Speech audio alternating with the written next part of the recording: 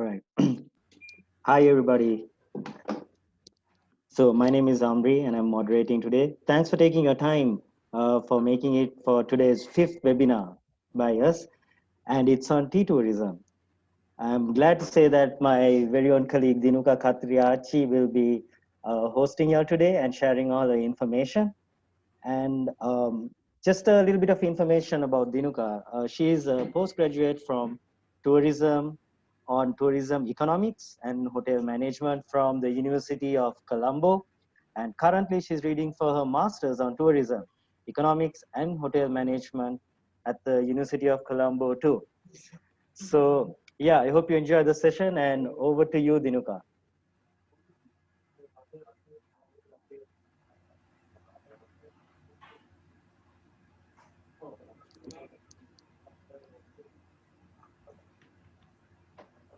Thank you very much, Amri.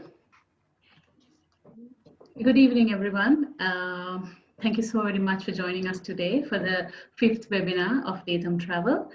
So we are going to talk about tea tourism. So as a bunch of people who promote Sri Lanka tourism already, we are aware that Sri Lanka is known to be a destination where we serve nature as wildlife, and traditionally we are known as sun, sand, and sea. So the heritage and culture, festivals, and all these things what we promote Sri Lanka for.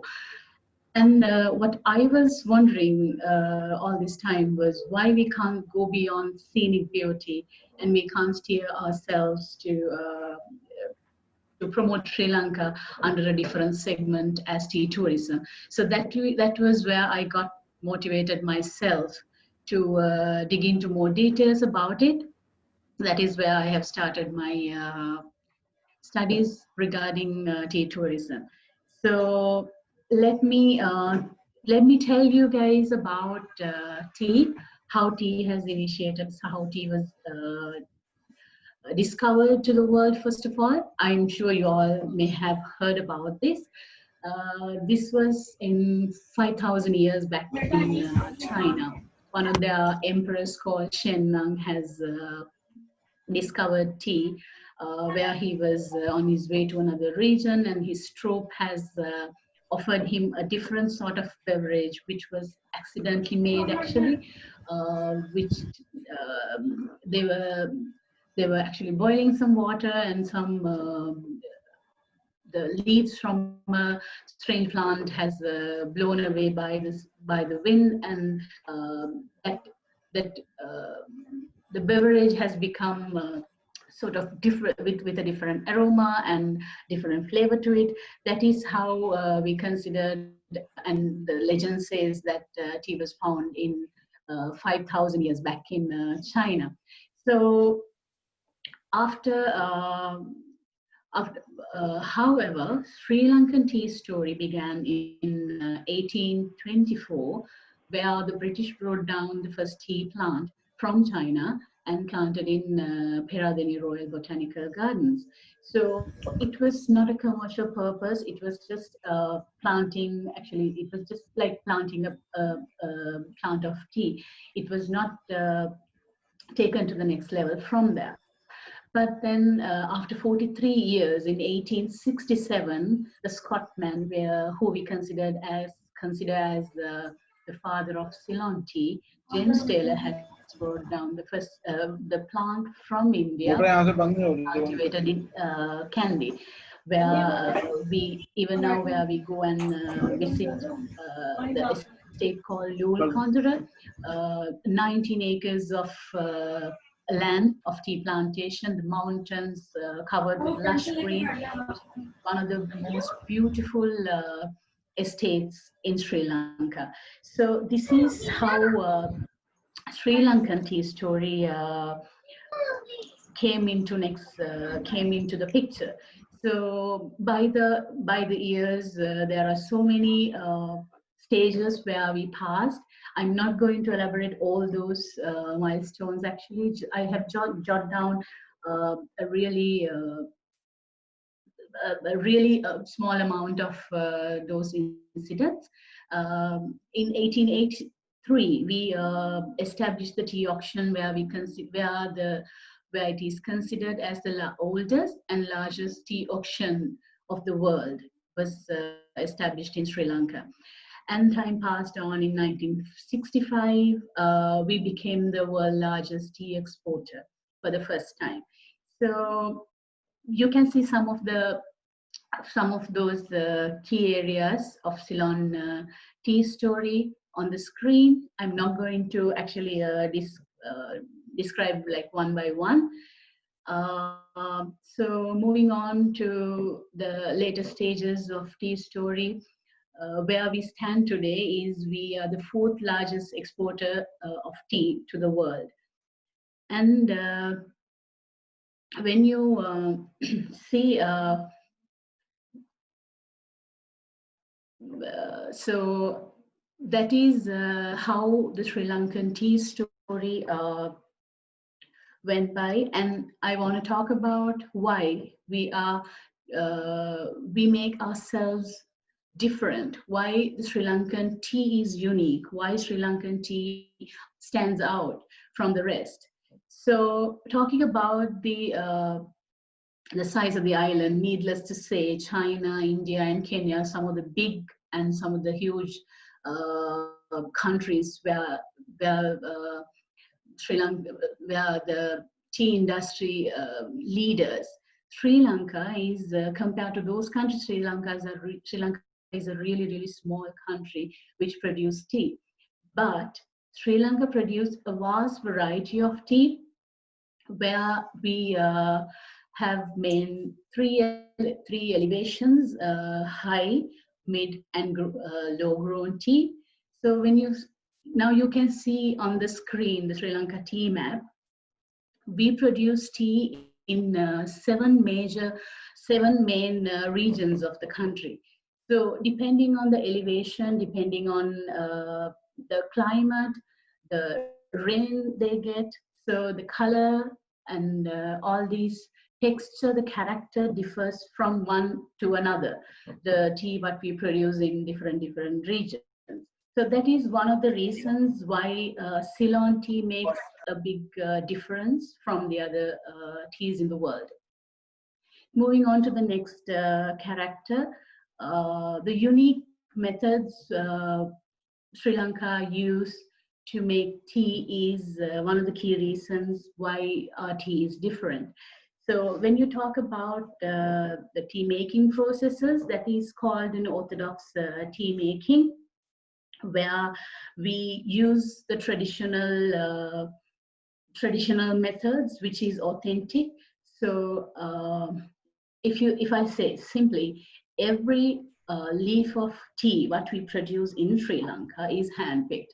It's not, we are not using any sort of fast track methods to enhance the cultivation, to pick it up faster or anything. So that is something where we make our tea a different tea from the rest. So when you talk about orthodox tea making, the withering, preconditioning, rolling, fermentation, drying, firing, sifting, grading, sorting, and packing is different. It's very traditional and authentic. So CTC is one of these methods where we manufacture tea, crushing, tearing, and curling. So which makes the Sri Lankan tea color, the strength of tea, the quality, aroma, and the flavor are different, and also a very strong one. So if you all may have tasted it, you all may definitely second my thought, second my point here, because Sri Lankan tea, even though you call, like, if you take an example like green tea, if you want to have a green tea and if you taste Sri Lankan tea, green tea, it's totally like the taste what Sri Lankan green tea would give is very strong in flavor, and it's very different to the others. So needless to say about herbal values which tea has in general, and Ceylon tea, that's very unique when you talk about black, green, and white tea Sri Lanka produces. I will just skim through some of these health benefits. I'm sure you all like anyway well aware of it, but still. So it boosts the immune system, and it is excellent thing to help you to defend from cancer cells. If you want to elaborate it more, like scientifically, it's a well-known antioxidant which help you to fight free from radicals that damage your DNA, which can cause cancers. And tea helps you to decrease heart diseases, and it helps you to control your cholesterol levels in your blood vessels, which can help you to bring down your blood pressure, and it helps to clean your blood vessels basically. So strokes and tumors and all these heart diseases can be decreased by consuming tea. So if you talk about green tea and white tea, it's mainly the content of caffeine is less. When you go further from black to green to white, it's less content of caffeine it carries. And Ceylon green tea, as I mentioned to you before, it's very strong in flavor, and it has ample amounts of antioxidants. So when you, okay, it's very easy to understand. When you have the thicker in color, it has more caffeine, and when you go down from black to brown to white, it carries more antioxidants, which carries more health benefits to you. So particularly green tea, it helps your metabolism, which helps to cut down unwanted fat, and it is antiviral and antibacterial. So these days we are talking about all these antiviral and antibacterial things. So green tea, guys. And it is that there's another health benefit of green tea, which is it reduces osteoporosis, and it helps for your oral health issues. And also green tea is proven that it helps your brain functions. When you talk about white tea, and some may call it silver tips, so that has less percentage of caffeine, as I explained, and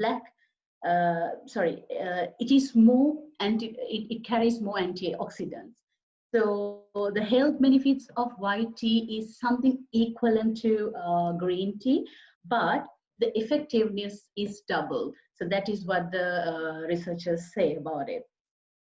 And mainly it reduces the stress and anxiety because of amino acid, and it calms your nerves, and well known to prevent from depression. So these are some of the health benefits that tea carries, and specifically the black, green, and white tea carries. So consuming tea is not only a hobby or a favorite thing to do, but it gives you a lot of health benefits. So moving on to the last point that I pointed out here is Sri Lankan tea. The Ceylon tea is considered as the cleanest tea in the world. How am I saying that? It's actually according to AU Civilians reports. It says Sri Lankan tea cultivation and the pesticides we are using in it, in the cultivation, and also the chemicals are generally present in tea, are all standardized and certified. So we are not using any sort of harmful chemicals in our manufacturing process, whereas where we can stand and say we produce the cleanest tea to the world. So, and the International Organization of Standards, the ISO, has declared Ceylon tea is the cleanest in 1997, and it was reconfirmed in 1999. So Ceylon tea is the cleanest tea, and it is well known in the globe, saying that globe as ozone-friendly pure tea. So when you talk about so which when you talk about all these uniquenesses what Ceylon tea has, I would like to say where we stand now. So Sri Lanka, as I mentioned to you before, we are the fourth largest tea producer to the world, but but mainly the largest producer of orthodox tea to the world is Sri Lanka, and all these other main things. And I would like to show you some statistics here where we stand now. So these are the key elements that I would like to emphasize to say why Sri Lankan tea is different. So moving on to the next slide, tea tourism. So I have shown definition given by Jolliffe in 2007. He's one of the researchers who has done multiple researches about tea, and he has specifically done tea researches about Sri Lankan tea as well, and in Chinese tea and all that. So that is mainly a different segment like nature tours and other kinds of tourism segments.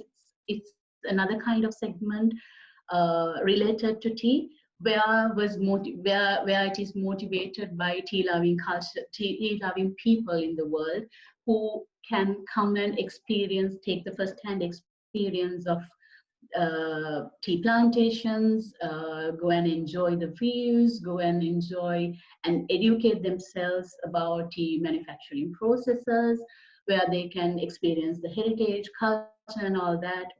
So that is mainly about tea tourism.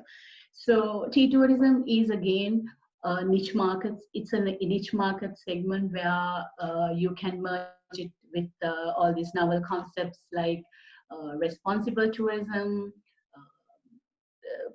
sustainable tourism, gastronomy tourism, agritourism, and ecotourism. All these tourism segments can be easily interlinked with tea tourism. So those are the main things that I would like to show you here.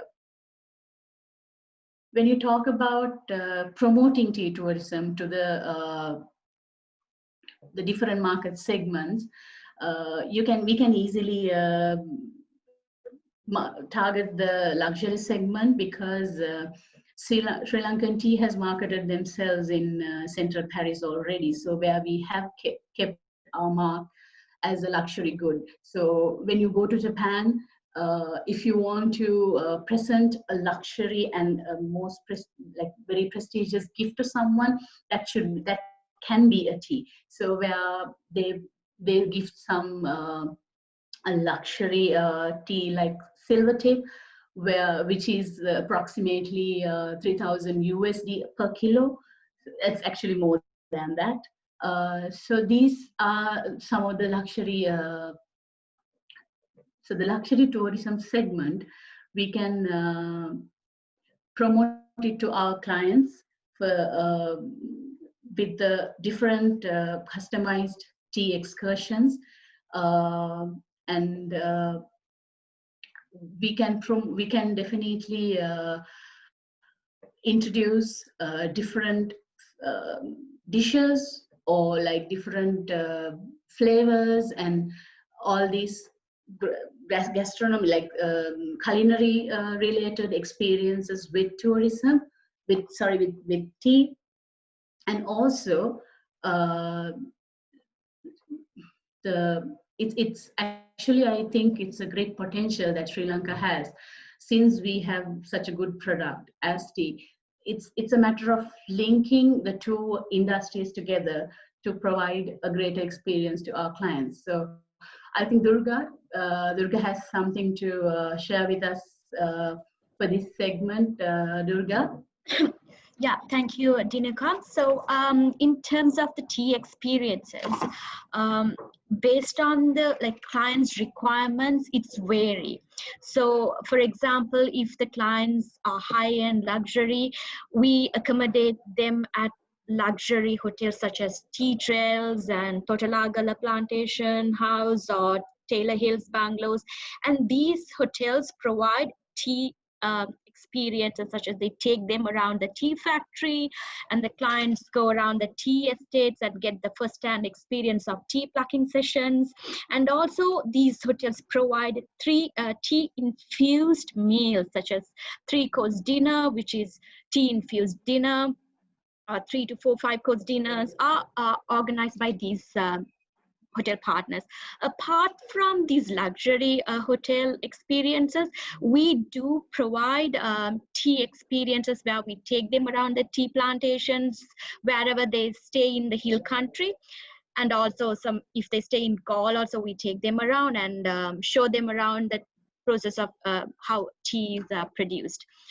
Some of the unique experiences that we have created apart from these experiences, like we take them to a local tea plucker's house and spend the day with that local pluckers and get to know about their day-to-day life. Also, that local person prepare lunch, tea infused lunches. It's not a luxury, but it's something unique and authentic lunch experience. It's kind of it's a local authentic experiences that we provide apart from these luxury experiences. Yeah, Dinuka, over to you. Thank you very much, Durga. So moving on with the slides. So these are the experiences what Durga has already explained to you. And I have shown you some samples, like actually 2 samples of itineraries that we can handle in Sri Lanka. These are only tea related ones. These are not elaborated with culture and the other segments. This is purely tea, we can call it tea tours. So where we can provide them a tea introductory session, a workshop in Colombo. That can be a 1-day session where you get to meet an expert, get the basic knowledge about tea, how it's made, the making process, the manufacturing process, the tea tasting, and that basic knowledge. And then we will take you on the tour to see the first tea plantation of the country and the most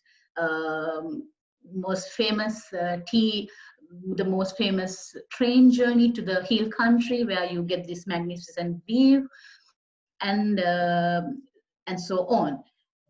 I'll show you the other sample where I have stored here for you today. That is, there's some more experience that I would like to explain. It's the tea excursion that you can experience in Colombo, other than the workshop, and tea auction visits, and the tea where you can make your own blend. That's something very unique, where these where you get to see all these teas from different regions of the country, and you can blend it together and make your own blend and name it as your favorite tea. And those are some of the unique experiences that you can experience in Sri Lanka that we can promote to our clients. Come to the latter part of the presentation, the key areas that we can improve ourselves. I would say awareness. Well, when you call it awareness, I would say the internal and external. So internally, as organizations, we should learn ourselves. We have made the awareness of this product ourselves and educate our clients. So, and doing the right thing and doing it at the right time. So these facilitating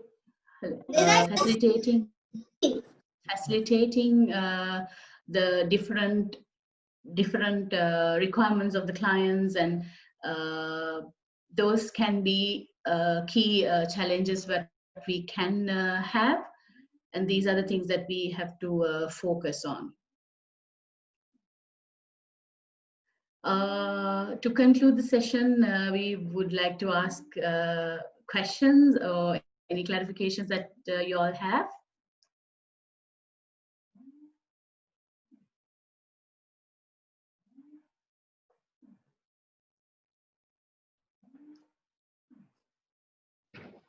Thanks, Dinuka. They have posted some of the questions like why they named it as Ceylon Tea. Would you like to?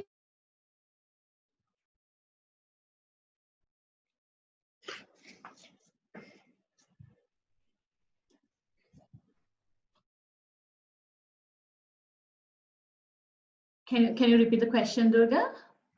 So there's a question asking why they named it as Ceylon Tea. So Ceylon is the colonial name what we have as in the past after the British era, we got this name. It's the colonial name we carry in the past saying Ceylon. Ceylon is same as Sri Lanka. So later on we became Sri Lanka. Ceylon, let me think about the other names we had, Ceylon, and all these during the British period, the Dutch and the Portugals, we had different names. So they used to call us in these names. So Ceylon was the name used by the British because and it's associated with the quality of tea, I at guess. initial levels in British era, we were popular as Ceylon. So later on we became Sri Lanka, but originally we were called as Ceylon. So that is why the tea is called Ceylon tea.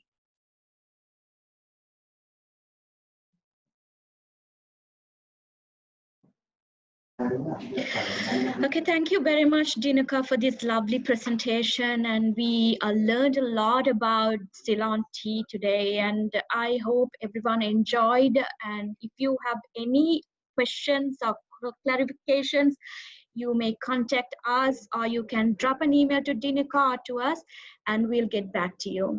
Thank you very much. Thanks a lot. Thank you very much, Dinuka, everyone. Thank you so much for joining us today. Thank you. Bye.